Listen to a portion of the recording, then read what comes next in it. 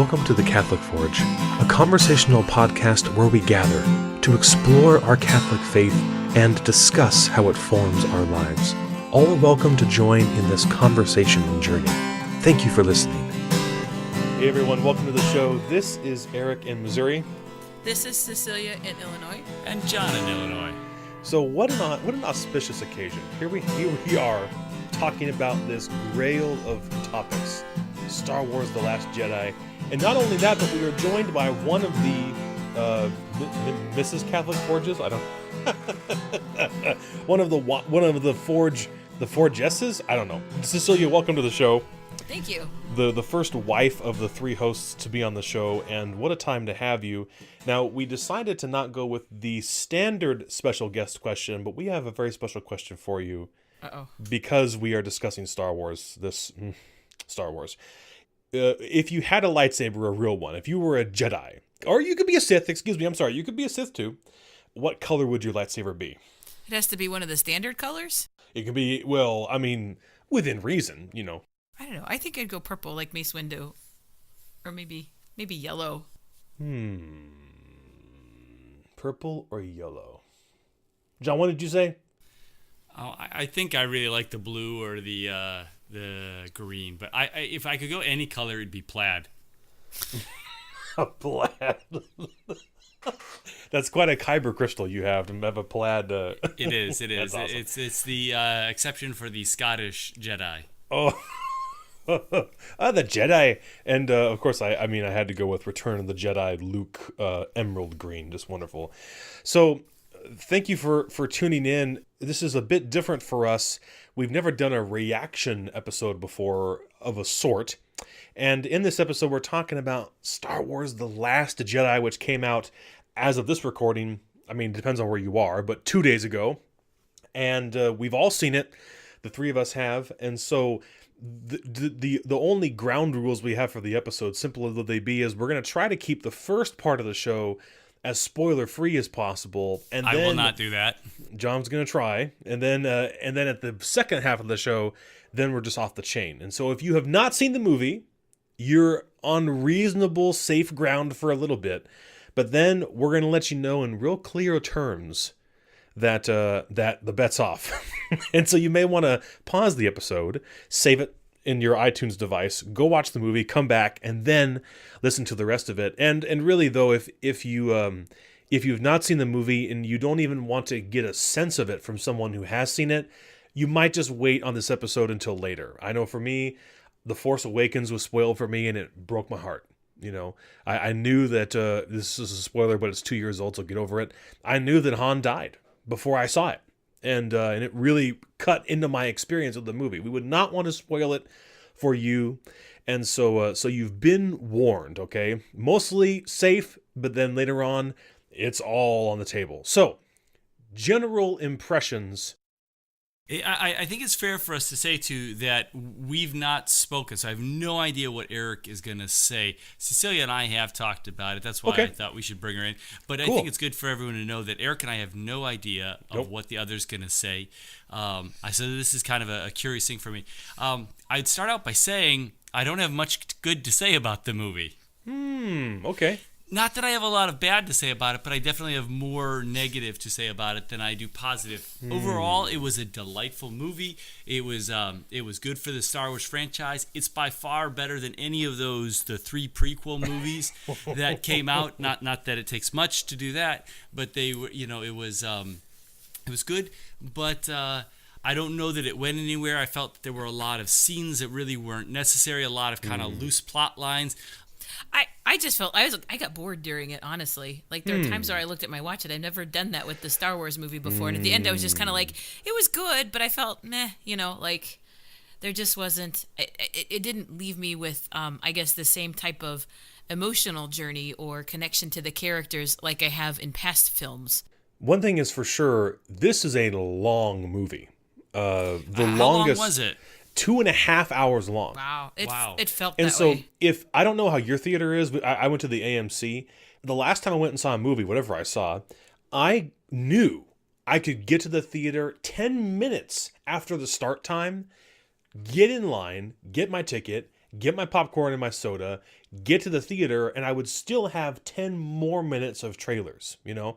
And so really, I was at the theater for 3 hours.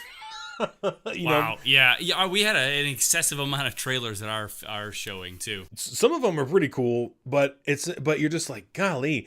And then this is the longest Star Wars film to date. I saw a quick article that listed off all of them. I couldn't tell you which one is the next longest. I think it was Revenge of the Sith, but I'm really not sure. But anyway, it was. I mean, 2.5 hours is a long time for any movie, much less a Star Wars movie, when you're kind of used to a certain pacing with the films, especially with what J.J. Abrams kind of laid out in The Force Awakens, like just going and going and going, like A New Hope.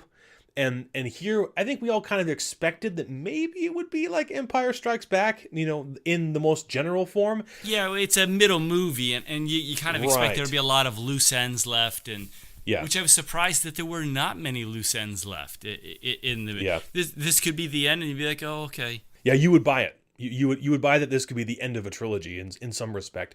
I was talking with a friend, and they remarked the same thing. They said there were a lot of similarities to Empire in the general sense, but also a lot that had to do with Return of the Jedi. And we can talk specifics there in just a minute. I think overall, understanding that Disney wanted different directors for all three films, a lot of their decisions are really curious to me. What Rian Johnson did. And then now J.J. Abrams is stuck with the aftermath in episode 9 for better and for poorer, as it were. He's going to have to work with all these things now that were just given to him. Like, here you go. You know, like some of the characters that were kind of more prevalent in The Force Awakens barely appeared at all, if at all, in this movie, which is fine, because if Rian Johnson wants to step away from some of what J.J. Abrams set up, but now J.J. Abrams, granted, they didn't know that he was going to direct episode 9 when they were filming episode 8, but now that he is, what's he going to do? Is he going to try and like shoehorn him back in? I don't know. Any impressions there of the directorship? I would say that, like, when I think about Rogue One, although it's not within the same, series, I felt like that one had a lot more heart. I was a lot more connected to the characters there. In this particular film, I felt like something of that was missing. It didn't have the same amount of connection to the new characters they introduced, or even some of the old characters. There wasn't, I don't know, I didn't feel as invested as I did, like, with Rogue One or The Force Awakens. Yeah, so, I don't know if that was the director's, responsibility, but playing off that, there were cameos from like Maz. Sure. There were cameos even from the main characters, Leia and Luke and Chewie. There are these cameos, but they're not necessarily really even characters for the most part in it. They're almost cameos in the movies that are meant to kind of highlight them. You get no character development on them, really. Mm-hmm. They're just there. Yeah, you feel that there is a swing here where they are definitively going from the Luke, Han, Leia model to whoever they are, Poe and Finn and Rey, and then like you have people on like people who are on the side, like this new Rose character we have. She's kind of like Chewie, like she's the mechanic and she's kind of on the side, And so that is a really I wouldn't have thought of it in that way, that the OG characters were cameos, and I think we can say that like Chewie is not in this movie very much, and so he definitely felt like a cameo. Like he was just around to fly the Millennium Falcon. Now the Millennium Falcon needs a qualified pilot, but it did feel like he was just tacked on for humor purposes. Yeah, or just to be kind of funny with the little. Yeah, whatever, he's basically the same as C-3PO has been in the last of the movies. He's not a character, which is good, but he's just there for nostalgic sense. I want to ask one more question, and then I want to pull the veil back. And John, you've been very, very good so far. Thank you. It's been hard. Tell me about what it was like in the theater, like as the movie was going along. A lot of people were reacting. There was a lot of people laughing and like oohing and ahhing and all sorts of stuff. We're not very loud people when it comes to being in movie theaters, but I was quite amazed at the number of people that were reacting. Some of the stuff that they thought funny that I didn't think was that funny, Mm-hmm. Yeah, there was a couple of them that, oh, he didn't. And somebody actually said that in one of them. And then there were a couple laughters. And it was like, I felt like most of the jokes were overly tried, so I wouldn't I wouldn't give them a laugh, you know. Sure, But sure. Yeah, I went and saw it like 2 o'clock on a Friday afternoon, and the theater was like 25% full, very chill, and I kind of liked that because then I wasn't worrying about like I'm kind of a big guy and it's like there are people all over me and I'm like this is weird. What if I got to go to the bathroom, which I would never do during a Star Wars movie? Get up, but if I had to, like what's going on. And so it was nice that we were all kind of like relaxed and we were chilling out. But then, of course, the flip side of that is the energy wasn't there. Where like I think I was the most vocal person in the room, and I wasn't ashamed of it. But I was like, I wish that people would be more expressive. Where at least some people would be like, they'd woohoo or whatever, or I mean, even just when the Lucasfilm logo comes up at the beginning, just a little bit of clapping, a little bit of excitement. And so I wish that I'd had the midnight release experience, but I kind of liked it just being really relaxed, and then you can just enjoy it freely and you're not worrying about who knows what. I mean, I did notice people in our theater did not clap at the end. I figured they would because they'd been kind of rather responsive all along, but there was no clapping. So I don't know if that was just maybe a read on their general sentiment of feeling underwhelmed. I don't know. They clapped at ours, 4 of us. Oh, did you really? Yeah, I was looking at reviews beforehand, and it did all right with the critics, but fan reviews have not been super high on it. All right, well let's breach the gap. All right, so we need to put a time marker in there for everybody. This is when the show really begins.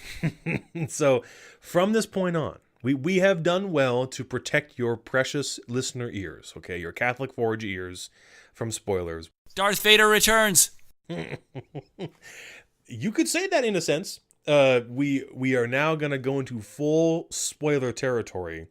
And so there's so much to say here. But you led, John, pretty strongly with your disappointment. And so what in this was lacking for you? There's so many different levels, and I don't know whether just to kind of list them off or to try to categorize them. I really was very excited to have Mark Hamill back. Mark is an incredible actor. Yeah.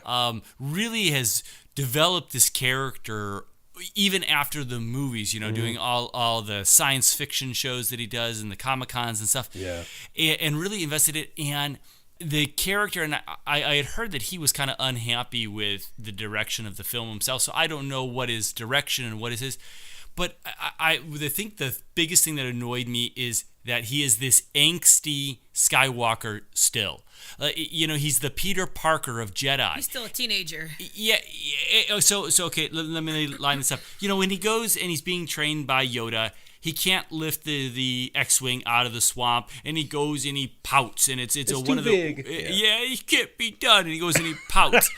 And then the same Luke Skywalker once again is here. I can't train you because I'm a bad Jedi. I was just really disappointed by that.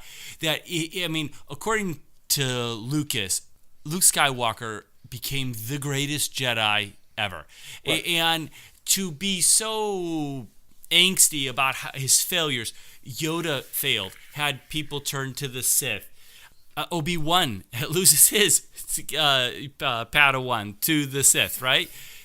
But here we have Luke, who has lost some people to the Sith, but he's still moping about it. Both Ben and Yoda go on. They have wisdom. And that's the thing, is in their old age, they're wise, and they've seen their failures, but they're still wise, and they're comfortable with themselves. Luke Skywalker is still this teenager who's struggling with his own person and identity kind of thing about how do I deal with my past failures. And I don't think that's befitting of a Jedi master. He certainly... I mean, I enjoyed the performance just as you did. Well, I think you're saying you enjoyed Mark, but you didn't enjoy the performance per se. I didn't mind so much, only because it was so clear to us that he had been broken by himself. He even the hype, like he told Rey, and I was supposed to be a legend, and so I think he must have bought into that at some point. Yeah, that was nice, but I still felt like even the dialogue there was a little poor. I didn't like quite how he constructed that delivery or something about it. What was, I see what they're getting at, and I could see how it even have the double meaning for him as a, as an actor or whatever. But I don't know. It didn't feel like what it could be. And I feel like this has been a plague of some of the Star Wars franchise, has been this whininess. There is Hayden Christensen is just whiny throughout the first sagas there. You got a little bit of it from Luke. There's a whiny nature to them, and that bugs me. We're allowed to be soulful or sad, but there's something that has been persistent among the films that I find a bit annoying. I don't mind so much. I really see where you're at. At the same time, I can appreciate. I'm saying, like, if I was in his shoes, I understand Luke's position where he, to his knowledge, is the last one. Who could he go to express his feelings? No one. He can only hang out with the Force ghosts. That's it. That's the best he has on the voodoo green milk Porg Island, Yeah. What was that green milk about? Well, it was a throwback to episode 4 with the blue milk, of course. Yeah. Or the little nuns. What were they about? The caretakers. Yeah, they were fine. cute. Fair enough. That's fine. Yeah. Okay.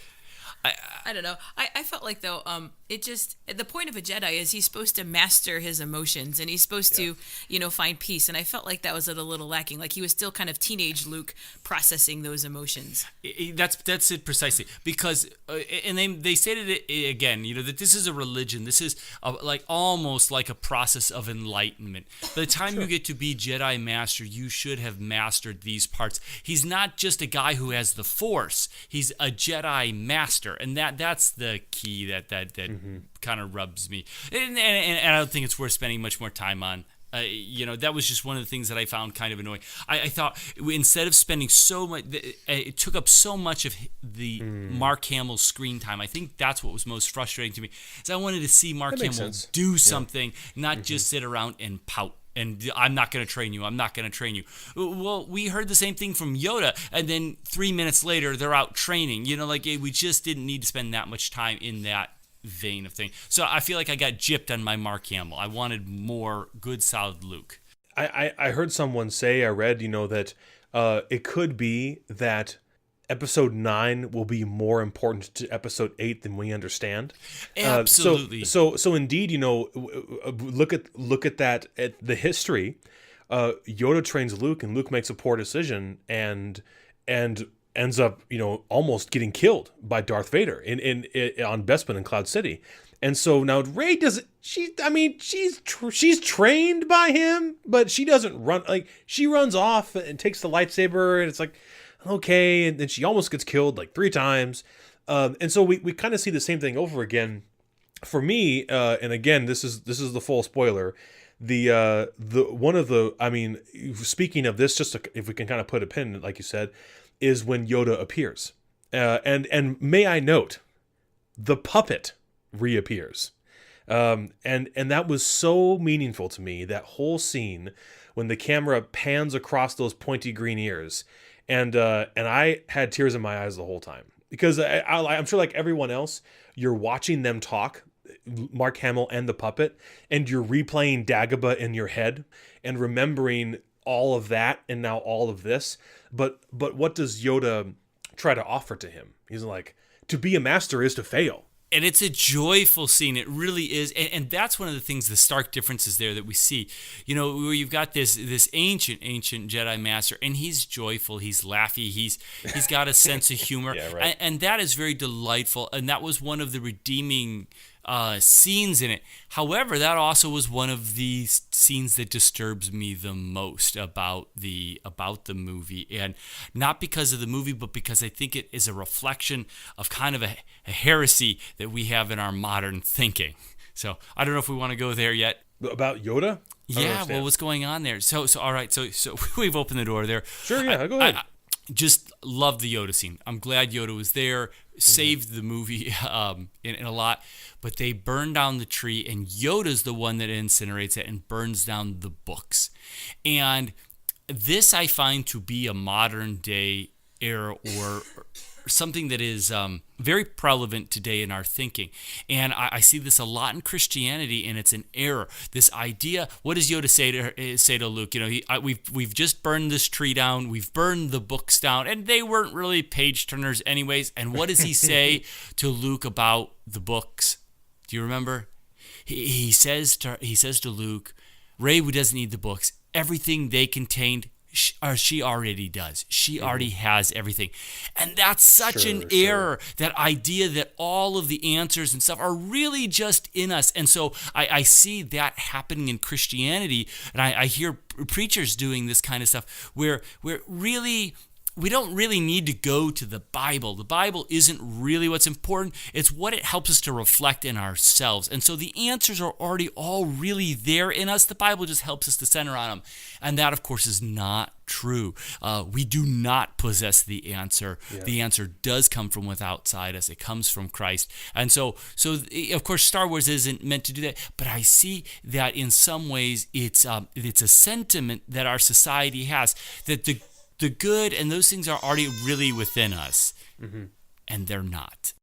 And of course we know, historically speaking, and from George Lucas's own admission, that Star Wars is based in Eastern mysticism. And wouldn't you see that in spiritualist kind of communities, where we already have everything we need, it's just honing it or unlocking it, right, from within ourselves through some enlightenment. I understand that.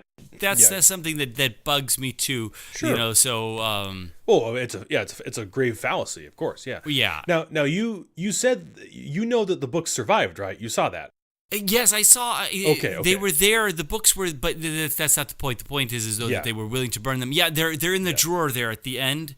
When Finn goes and you see them. So there. Rey at some point gets the books before she leaves because she knows he's going to destroy him, and she's like, I could use that maybe later or whatever.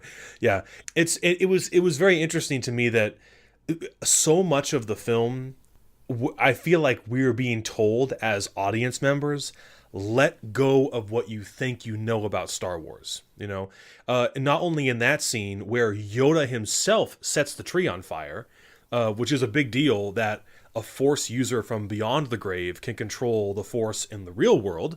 Although I'm sure there are going to be people out there with the lore being like, well, actually, I'm aware. I'm sorry, I just wasn't aware of that because But later on, when Rey is either going to to accept Kylo Ren or reject him, he's screaming at her, "Let go!"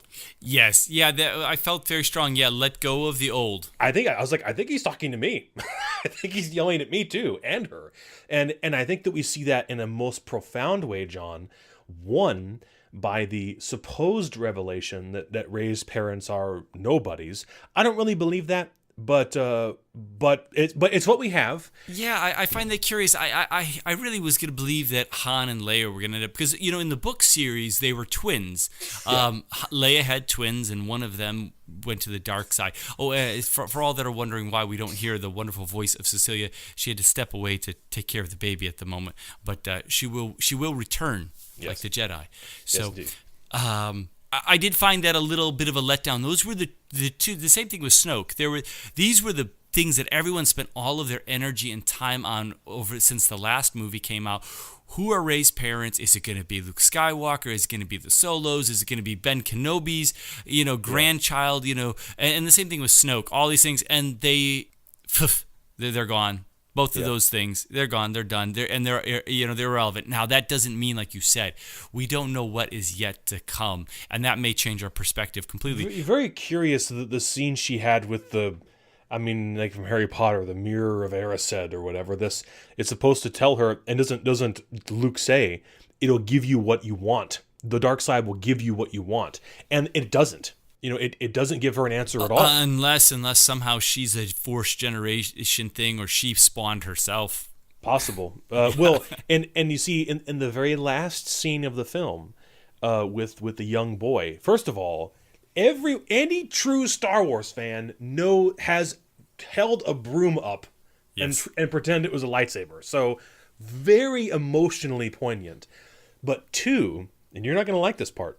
It gives remarkable credence to the prequels in the evidence of midichlorians, that Again, the letting go of the old systems. We've been under the presumption that it's like, it's all about bloodline, it's all about lineage. And now the movies are telling us, no, like, you can just be force sensitive when you grow up. Yeah, you know? but that was already well established. That you don't need midichlorians for that. Right. That the Force chose people throughout all of time, and that's well established in all of the different lores. Well, the prequels just gave language to what does that mean. Yeah, a terrible thing that should be struck from canon, the midichlorian. But actually, ironically, the further we go along, the more important the prequels are made. Well, they can never be undone, unfortunately. Yes. Well, I'm not making a case for or against. I just think it's interesting that there's more evidence for the importance of the prequels as time goes on. There was something I didn't want to lose it.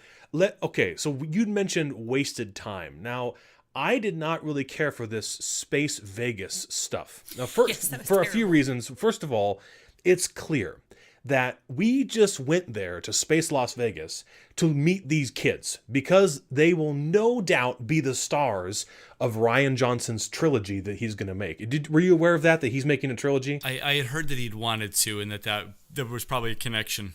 They greenlit him, and obviously it's pretty clear now that these kids, in some shape or fashion, are going to be at the heart of that. Maybe not these children specifically, but it might be a situation of when Episode 9 ends, and presuming that the war, that particular war ends, right? That the trilogy will be an offshoot and will follow them, this new generation of force-sensitive people. Yeah, well, or awful, but all of that does not justify all the time we wasted. Yes. And you took me to a space casino and you didn't give me Lando Calrissian. Come on, John, please. I mean, just give me just a little bit. They just went on, and there really was no point to it. It was neat. Free the horses. Yeah, and that's really what it was about. There's some animal cruelty thing going on or something there. That it was all worth it now because we took the saddle off the creature. The horses were cool. I mean, they were neat. The whole fleet is back, dying and being destroyed, but we took a saddle off a horse. It was some kind of social justice thing gone awry in there. We got to see a bunch of neat creatures, in there, but what was the point? It was pretty clear. Like, okay, let's pull out all of Jim Henson's old Muppets and put him on. put him in a casino, with James Bond. And they go there to get the codebreaker, and they don't even get the codebreaker. They get Benicio del Toro, who's awesome. He's amazing, yeah. But they could have done more with him though, or something better than the plot line they had to do. Couldn't figure out how to get through the shield. I don't know, John. Yeah, I imagine he'll come back. He was such an interesting character, and he ended up not helping them at all. So everything was really a big chunk of time for really a half hour that didn't need to be there. Both in the plotline and metaphorically, it was a waste of time. Unless they're trying to introduce this Rose character and bring her up, or that was almost a Chewbacca growl. Yes. I appreciated Rose, and I think she probably deserved more time. It made the inevitable kiss more believable, even though they'd only met like 12 hours before. But that's fine. Movie love happens fast. But the kiss is clearly only one-sided. Rose kisses him, and he doesn't flinch. Well, he doesn't even. There's no reciprocalness to the kiss. He's got a lot of feelings. He's got a lot of feelings going on, my man. But it was just clear to me that the only reason we went there, of course, for the codebreaker, who's totally unnecessary, was just, for me, it was just to meet these kids, these Force-sensitive kids. I loved the last shot with him looking up at the stars, reminiscent, of course, of Luke looking at the twin sunset. Very powerful, the binary sunset, excuse me. Very powerful, very moving. But I was like, God darn it. And also this whole idea, I get it. They're trying to outrun the fleet. They only have so much fuel. And why didn't Hux just send another Star Destroyer at light speed to come at them from the other direction and trap them? There are so many problems with this. Yeah, we're in intergalactic ships here. Well, yeah, and first of all, you cannot turn a ship on a dime in space, but man, it looks cool when Poe does. But the whole idea, like all of the Star Wars films have this. Like, there's always a time element. There's always a counter that's counting down to zero when the planet gets destroyed, when the big gun fires, when the whatever happens, right? And so you feel the tension of that counting down. They only have so much fuel. We get it, but I was like, it just was so empty. And then all of them, almost all of them die anyway. I don't understand how you have their big ship blown up, then they all end up on the planet chasing after the rebellion. They took little transports down. Yeah. Oh. And all the transports almost got away, but Benicio del Toro, he betrayed them by giving them the codes that they used for the cloaking. Now, just to be clear about this, because some people, they're getting real upset about it. Unlike in perhaps the superior franchise, Star Trek. I don't know, John. No, I don't really know. Never. I'm don't teasing, say of course. I'm teasing. I'm turning my mic off. Take it back. Now I will. Did you? I'm teasing. But in Star Trek, you can. Well, actually, I guess there is some measure of cloaking in Star Wars, but in Star Trek, like the actual outside of the craft becomes ostensibly transparent because of cameras and stuff, right? In projection. Was it the Romulans? That's exactly right. Good job. In Star Wars, it's you mess with the other person's radar, yeah, and so you appear as invisible on their radar. So it's not that like they cloaked their little ship when they just made them not come up on their scanners. Exactly. So that's how they almost got away. Then Benicio del Toro, he traded the information and he got his his hand truck full of cash and off he went. Yeah. There's another problem that comes up with this. And this is a bit of a problem that they should have gone in a new direction with, I think, with the whole franchise or these three movies. You have the rebels defeat the Empire, and the Empire is in ruin, and yet the rebels are still the persecuted little victim group, the resistance fighters. They're the underdogs still running away from the Empire again. I know that we've changed the name, call it the First Order, but it's just the same thing. Are we that short on ideas that we can't come up with a new bad guy, or the rebels have to be a resistance fighter? I think that is something that is annoying to me too. That is perpetually. It is awesome in the original trilogy where they are, but they've won. They've defeated the Empire now, and now somehow the First Order has gained all of the military prowess and weapons and power that the Empire had. There's a story disconnect here, and I don't like the model of having to be the perpetual underdogs. I feel like it comes from a weak side of writing. You could have the rebels, you wouldn't call them rebels anymore, but sure. They can be in power and still fighting things. They don't have to be this little remnant always. I find that to be weak. It's just too continuous. That always on the shoestrings. There's a lot of lore there. There's no point talking about it now. Maybe we'll find out. Yeah, maybe we'll find out. I suspect that maybe Snoke has a lot to do with that behind the scenes. Just like Palpatine had so much to do with the rise of the initial Empire. Maybe we're going to learn more about that, because you're right. Like, how exactly did all of the Stormtroopers become First Order troopers? Yeah, absolutely. Or did the First Order, whoever they are, Snoke maybe, buy up all the Empire contracts now that they were voided and like, oh, we'll pay that bill. Just keep sending the AT-ATs. Who knows? Let's talk about Princess Leia. So she's there. We know that she has deceased. And she appears in the movie, of course. We know that from the trailers. We knew that a long time ago that she was going to be in the movie. And not only does she not die, but she ostensibly dies and then comes back to life through the power of the Force. And she's left alive at the end of the movie. This is what I was talking about, John, at the very beginning, where I don't know why they would throw this on J.J. Abrams. Now he has to deal with it. I don't know. But I don't imagine that they shot a single scene for episode 9. So what are they going to do now with her character? Are they going to CGI it? Oh, I hope not. I find it curious. I wonder what the thought was, because the clear moment for Leia to step out of the trilogy was I'm not letting you pilot this ship into theirs. I'm going to do it. Yeah. That was the moment for Leia to exit the series All right there. virtue. Yep, Why would she let the young upcoming general do that? Why wouldn't she? I don't know that general is the proper title for her. She was like a rear admiral or second admiral. But no, I felt exactly the same thing in the moment. I was certain that she was going to do some trick. Yeah, she's like, I can't handle any more loss. And I thought, oh, here it comes. She's going to self-sacrifice here. So it surprised me that they resurrected her too, which was fine. I thought it was a little corny.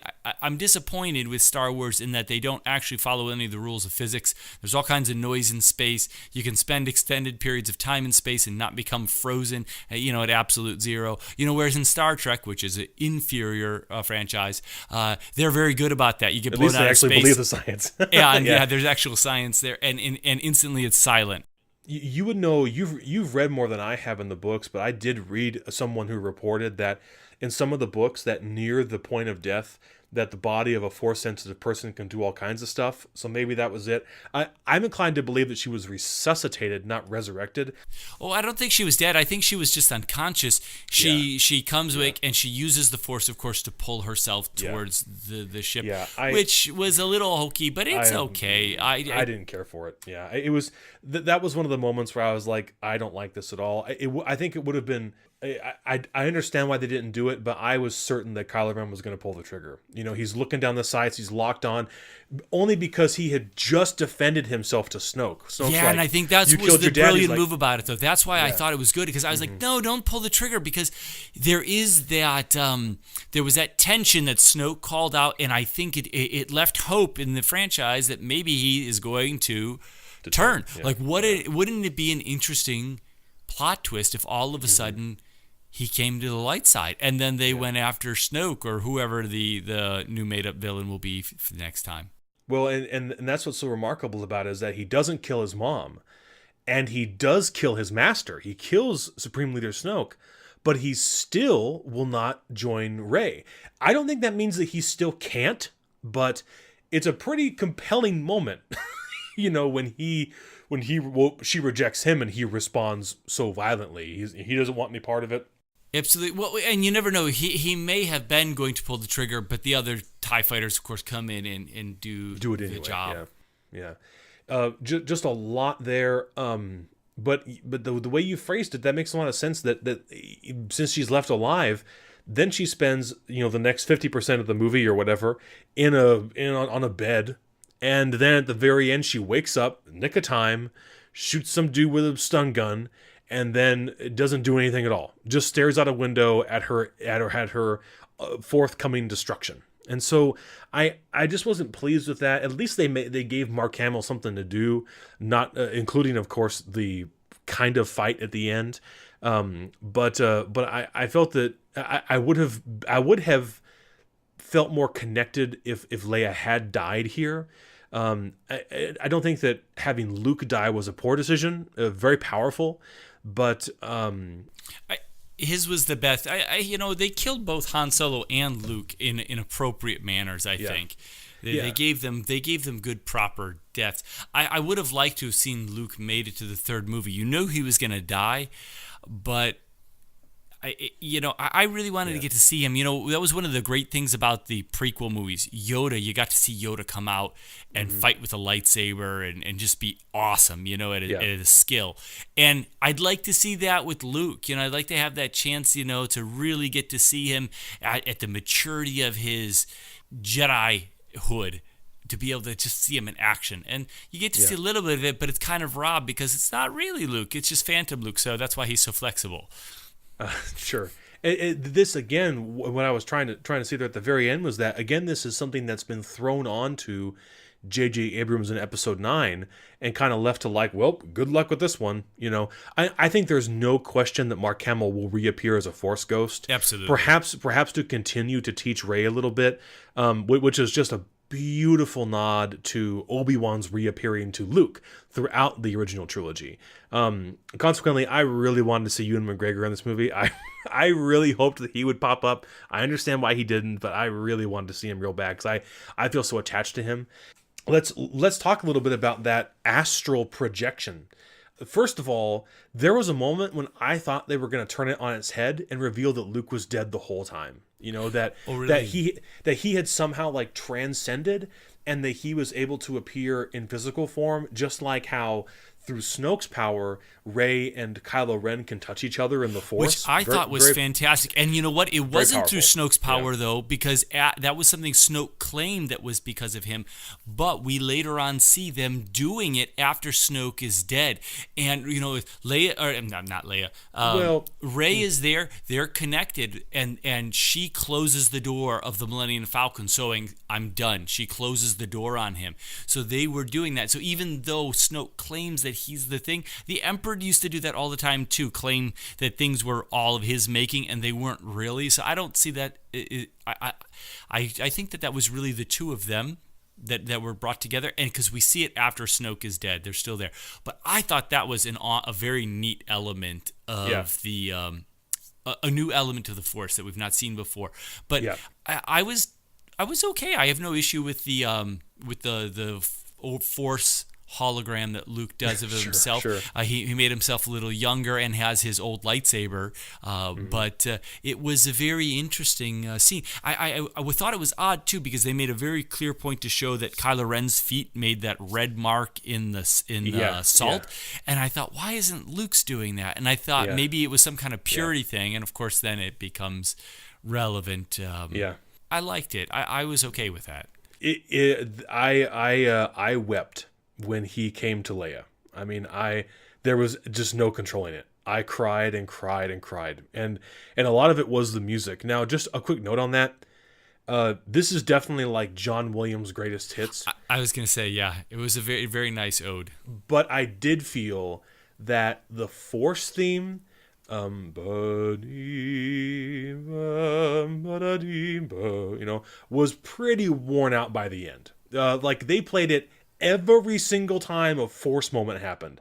Whereas in the old movies, you got it like twice in a movie, you know? And so it's like the little kid, we know the Force is happening, John Williams. We know, we can see. But when Luke appears, which is also like, I think as soon as you saw the rocks and you were like, there's no way Luke could have gotten in there. It's like something's happening here. And where did he get the Return of the Jedi kind of clothes from? But anyway, when he walks in there and that music kicks in, or whatever it is, the Luke and Leia theme from A New Hope. And it's just so I wept, John. I couldn't control it. And then it was, I mean, like the tears were brimming, and then he puts the dice in her hand from the Millennium Falcon. Yes, that was and very just, nice. I couldn't. I cried so hard because it was so beautiful. I was so afflicted, I almost missed the twin sunset thing at the very end. Oh, and that I gotta say, maybe moving into some of there were other things that I found frustrating. The little red plastic guys that were fighting afterwards, the Snoke's Imperial Guard. They were cool. They were fun. They were cool, but they were just like plastic. So the fight scene was very neat, but it was odd. Snoke was very neat. He was very powerful. He was a very powerful guy. Really we got to see some really cool stuff there. He bounced the Force lightning off the floor. Did you notice that? He didn't even just like shoot him. He like showing off, like he bounced it off the floor and it hit Kylo Ren. I know a lot of the nerds are really frustrated that we didn't learn more about him. And again, Episode 9 may show the way. Well, and he may even return. There have been, Darth Maul was cut in half and came back. There's always the possibility of a return there. Some other things that were really nice. I really like that Poe, who destroys the dreadnought by disrespecting, Leia's command, does this other big thing. This is right, and he's beginning the plan, and he's wrong. I really like that main character that's always right and is the only one that gets it, does this thing, and there's already this other plan that's actually much better than his. I thought that was a nice twist to see that arrogant kind of character. I thought that was really a fun little twist. Also, there's this little bit of a romance between Finn and Rey, that he wakes up and his first thought is, where is Rey? Where's Rey? That's really beautiful. There's a real innocence there, and of course I don't know that there's really going to be a romance that's going to come out of it. There have been other suggestions even that might be the opposite of that, but that is a beautiful little thing between them, and they're always running to each other, and that embrace at the end when they finally are reunited, that's really beautiful. And it would be nice if who knows what will happen in the next movie, and I make no pretensions to predict, but if there were some kind of romance between them, that Jedi having, and of course I know that that's against the rules, but having a joyful relationship with love seems like it would be a nice thing to stop the Star Wars angsty characters. So I thought that was a good thing, and then some of the increased comedy, they were a little irreverent with things, and that was delightful, except the whole throwing the lightsaber over the shoulder. That was a little too childish. When she hands, we've all been waiting for this scene. He just throws it over. and that got a chuckle in the theater, but I thought, but those birds though that Chewie was dealing with, come on, the porgs. Aren't they fun? They're just stupid. I mean, they serve no purpose, but but that's I don't know, man. I don't know. I wasn't thrilled. They were fun enough. I was like, okay, at least not much time was wasted on them. We didn't have to go on some backstory about how they got to the island and how Luke likes to cook them with the lightsaber and then Chewie's eating them. At least Chewie got a actual scene to be in, but otherwise they were just for fun. I'm trying to think of things I kind of wanted to throw out, just different ideas. Speaking of Poe, I think that what really taught him that lesson was not only the hidden plan, but then of course when Hordo, or whatever her name was, I don't remember, but when she sacrifices herself with the cruiser, jumping to light speed and cutting the big Snoke ship in half, which was so cinematically moving, I don't think that's how lightspeed works according to Star Wars itself, but it's okay. It was still awesome. I mean, it was speeding up to light speed, so it wasn't going through the hyperspace tunnels, or only because if you remember from Force Awakens, they go to light speed in the hangar bay of a ship, and the ship is totally fine. So I don't know what to say. Anyway, it was dope. But I think do you remember when they're like, oh, and he's like, they're turning around, and you can see it in his eyes, this is it. I mean, isn't this the model? What do we look for leadership? What is the true example? Christ crucified. We look at him, at his giving of self, and we say, lift high the cross. And so I think you see that in Poe, he gets it at the very end. Very excited to see what comes of him in the next movie. And there again, we have Leia is not a Jedi Master, but she has had an apprentice all this time. She's diligent with him. She's patient with him. She teaches him the important lessons. I appreciate that. I also appreciate we get some nice language to work with. We are the spark that lights the fire. That has a good feel to it. That's very rousing, very heart swelling. The Luke sacrifice too, it seems to be a common theme, of course, in Star Wars films, but that's a very Christ-like thing, is a total self-gift of Luke there to save the community. He comes and he uses all that energy there, and then is finally at peace with the Force, and of course dies. So in that self-gift, there's that very Christ-like kind of image of giving himself. And so much like Obi-Wan does in the same way. I think I prefer this in some ways to Obi-Wan just kind of letting himself be cut down, because it's not as much of a suicide. It really is a pouring of self out. Not that Obi-Wan isn't necessarily suicide. I don't mean to say that, but it's more akin to that. Whereas Luke really is pouring himself out here. And what's interesting for both of those characters that's Christ-like too, is they both are choosing to lay down their lives. It's not being taken from them. They're pouring themselves out. They're allowing that to occur for the salvation of others. Absolutely. How did C-3PO get his gold arm back, though? What is going on? I didn't even think about that until now. I didn't even notice that. Yeah, you know what? Here's the thing. In the movie so little. There seems to be no time at all between the other movies. There's 10 years between each movie. This seems like this picks up the second that the last movie left off, right? Ray still has his scar on his face. He hasn't even had it sewn up. That gets sewn up in this one. Finn's still in a coma. Ray is still in the moment of handing Luke the lightsaber, but C-3PO managed to get a silver or his gold arm back. What? How did this happen? Fair enough. Well, I think we're at a pretty good wrapping up point here, John. Yeah. I don't want to ask you to like rank it or rate it. For me, it's not an X out of 10 movie. It's better than this or worse than this kind of thing. Absolutely, especially since we have to see its place. I think now I saw all of the original Star Wars movies after their airing date. Sure. So as a child, so I always knew what was going to happen in them. But if I had just seen Empire Strikes Back as a middle movie, I think I would have felt kind of like I feel about this, a little just. I'm not sure that anything really happened.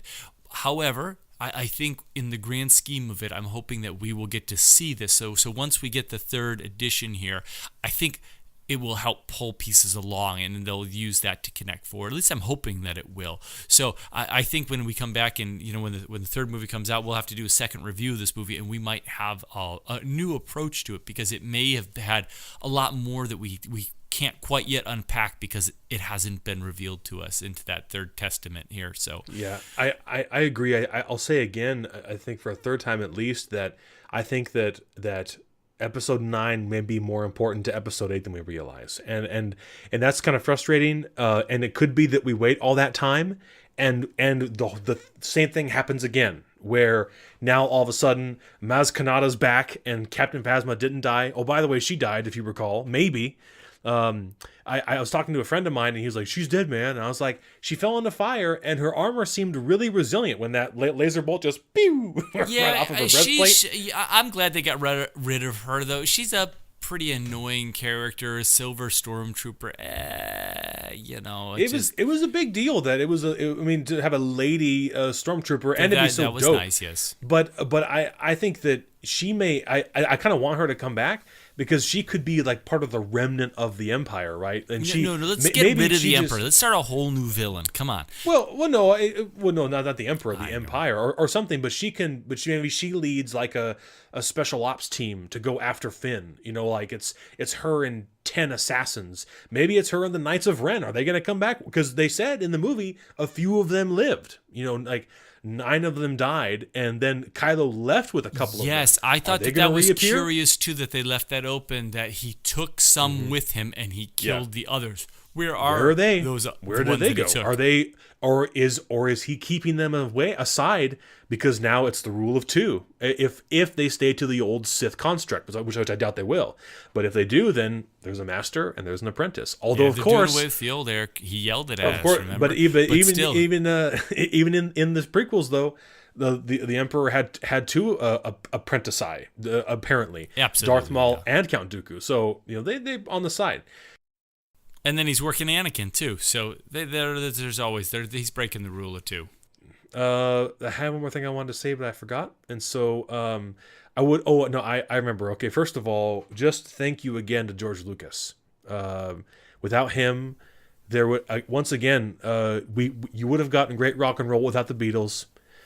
You would have gotten great hamburgers without McDonald's, but you wouldn't have got Star Wars without George Lucas. So. And one of the things that I've seen people who claim to love Star Wars just wreck this movie. And I'm sitting here thinking, I feel so grateful. I got to go to the movies yesterday and see a Star Wars movie. Now, that's going to be more common here in the future. But it was something that, as a child, I always longed. I always wished that I had been able to see the movies, but was never able to, And I was one of those Star Wars fans. Everyone says, "Oh, I was a Star Wars fan." No one was a Star Wars fan. Like, I had the toys. I was collecting the toys in junior high when everyone else. I got made fun of. I'd go to garage sales to buy the toys because that was the only way you could buy the toys back then, and. It just was so awesome, like you said, to see a Star Wars movie in the theaters. Yeah, it was a really truly beautiful thing, and I'm not trying to say, like, I'm not trying to call anyone else out and be like, you aren't a true Star Wars fan. They are, but it really grieves me though when they're like so destructive toward the movie, and I'm like, you didn't like. I'm not saying everyone has to cry like me and be a big baby, but you didn't respond at all. Like You walked away from it and you were just like, well, we didn't discover who Snoke was. And that's it. And they're like, I hated it. I was like, what? Like, you said you were a Star Wars fan. Like if you are a fan of a band, and eventually they will release an album that blows. And you don't abandon them because they have one bad album. You are still a fan. You know, where is the commitment? And I think it's from people who, John, who are unlike you and me, who are growing up now with movies coming out all the time. Maybe they were kids when like the prequels came out, then the re-releases, and then now Force Awakens, Rogue One, episode The Last Jedi, and then whatever the next, and then you're still gonna get 3 more movies every year for 3 more years. So I don't know why I'm just diatribing now. But it definitely going back to the rating, and Cecilia has rejoined us. Welcome back. It definitely is a good movie, and it's one of those ones that we're gonna own.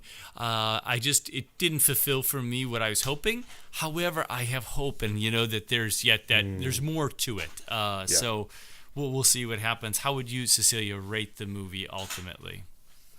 I think it was good. I kind of agree with your sentiment there, Eric, that, it's one movie that doesn't quite fulfill me like the others isn't going to turn me off, but I was good. It was good. It was better than most movies you see out there. There was a lot of virtue. There was a lot of, heroic acts within the movie. So, like, I feel I like it.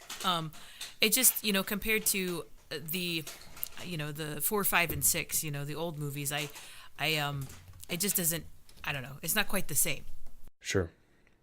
You were away for a moment, keeping the children alive, and so we're about to wrap up. Is there anything else you'd like to sort of add at the end? Overarching comments, or maybe just like a special scene for you, or 2 scenes for you, Cecilia? I don't know. I like the part of the movie where I think you guys already touched this with Yoda and Luke. Yeah. I always like kind of the interaction between them, and Yoda is always kind of an uplifting person in the movie. So, yeah. I don't know. Hopefully more of that. Maybe we'll see more, more scenes of Luke in kind of the mentor role in the next film. Taking the whatever form that they do. So, I look forward to that. I'm sure that this isn't the last we'll see of Luke. I think there's no question that he will reappear as a Force ghost in some form to kind of help Rey along, and whoever else, who knows? But I think there's no question that we'll see more of him. Yeah. Anything else, Cecilia, from your perspective? No, not really. Like I said, all right. It was a good movie. I enjoyed it. It just like I said, it wasn't as I didn't like as much as some of the others, but I do like it, and I do recommend it. Excellent. Well, thank you, first of all, for being with us. It is wonderful to have one of the Catholic Forge wives on the show, and I'm sure that we'll all get there eventually, and especially to join us for such a special episode. Glad to break the glass ceiling. Hopefully, you'll have me back for another topic I am more equipped to talk about. Oh no, you were wonderful. I'm sorry that. I'm not sorry you had to take care of the kids, but I know that's how it goes. Well, this has been the Catholic Forge, and thank you for listening. We'd like to close, as always, with a prayer and a blessing. May God the Father, God the Son, and God the Holy Spirit bless you, guard you, and lead you to eternal life. In the name of the Father, the Son, and the Holy Spirit. Amen. Amen. Thank you for listening to the Catholic Forge. We hope you've enjoyed this episode, and will leave us a positive rating and review on iTunes, SoundCloud, or YouTube. How about 5 stars for Star Wars? You can continue the conversation with us on Facebook and Twitter, and to get a hold of us, you can reach us at thecatholicforge@gmail.com. For more information regarding the podcast, visit our website, www.thecatholicforge.com. And we especially thank our stellar wives, our interstellar, our galactic, I don't know, John, more space terms.